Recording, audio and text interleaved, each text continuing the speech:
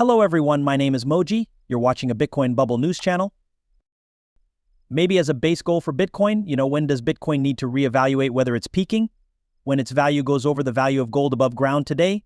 16 trillion is the number. Hey crypto folks, nice to see you again. Tom Lee told you that Bitcoin is still cheap and will stay cheap until it at least goes up to the value of gold on the market. Today's clip is an interview that Tom Lee just did. In it, he talks about his prediction that Bitcoin will be worth $150,000 by the end of the year, and where he thinks Bitcoin is going next, where he thinks BTC will be going in 2025 and beyond. Because the dollar has lost so much worth, he also talks about how the rich are getting richer and the poor are getting poorer in the United States. In it, he talks about what's going on and how Bitcoin can help. That being said, I think you should watch this whole thing. This clip has a lot of useful knowledge. Tell us what you think in the area below. Now let's watch today's video. One thing I'd like to say is that I believe it's easier to be sure of a longer-term price than a shorter-term one. Because facts aren't the only things that affect the price of something on the market in the short term.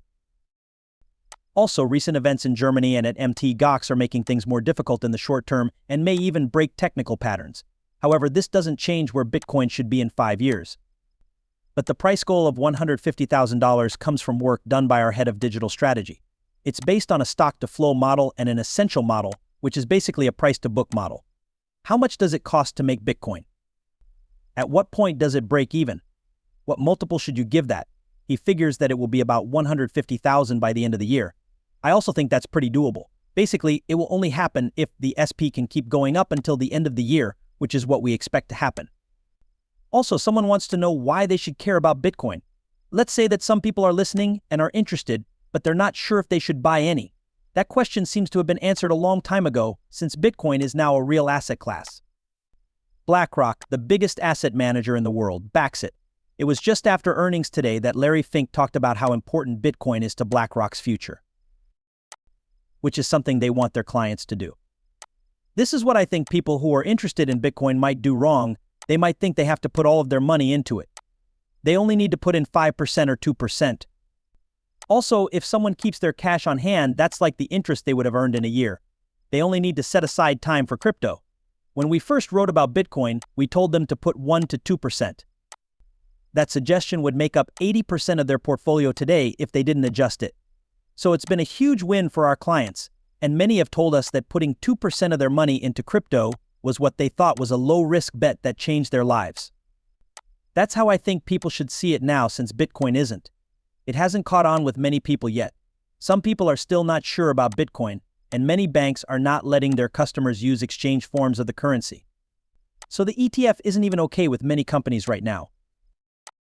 And that tells me there are still a lot of people who want to hold crypto.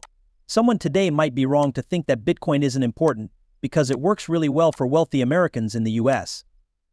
But even in the US, I think only 45% of people have a bank account, and another 25% use prepaid credit cards and debit cards as their main way to pay for things.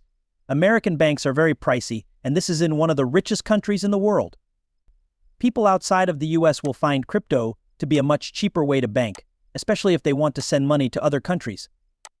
Maybe as a basic goal for Bitcoin, hey, when does Bitcoin have to reevaluate whether it's peaking? When the value of Bitcoin is higher than the value of gold above ground today. 16 trillion is the number. And I believe that is a fair measure because, gold. Even though it can be used in jewelry and in industry, the main reason it's worth $16 trillion is that it's seen as a unique way to protect against currencies and disasters. And I think Bitcoin is much more reliable and useful if we ever need to start using gold. If you try to carry $1 million worth of gold, in other words, I need a few friends to help me carry that. It's possible to carry $1 million worth of Bitcoin on your person or in your head if you can remember your address. So I think it's a much better way to protect against disaster. On top of that, it can be used for other things too. Over time, it may be used by a lot of people, maybe not for direct payments, but as security, or the kind of security. So I don't know. So it will be a lot more than what gold is worth now, but I think 16 trillion seems like a realistic goal. A lot of things are not fair. As you say, it's not fair because people who own assets, lend money, or are long on assets are the ones who profit. That does mean. Also, Bitcoin has been the best way to protect against inflation so far, right? If you look at the Walmart bill next to the price of Bitcoin, you can see that Bitcoin has done much better than anything else and would have been a good hedge. But I've heard the same thing about 40% of the country being unhappy for as long as I've been filing markets. And based on what you think is a normal budget for people, the Federal Reserve's study of consumer finances shows that about half of the country lives from paycheck to paycheck. They have never, in fact, 40% of American families receive net transfers from the government.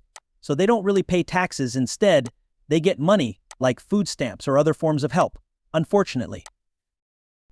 America has always had this split where about half of the country doesn't pay taxes because they get transfer payments. I believe that people who post these things are getting a loud voice, which is great. I wish there was a way to make people hurt less, but that's always been the case. People make the mistake of thinking that they need to come up with $63,000 to buy a whole Bitcoin.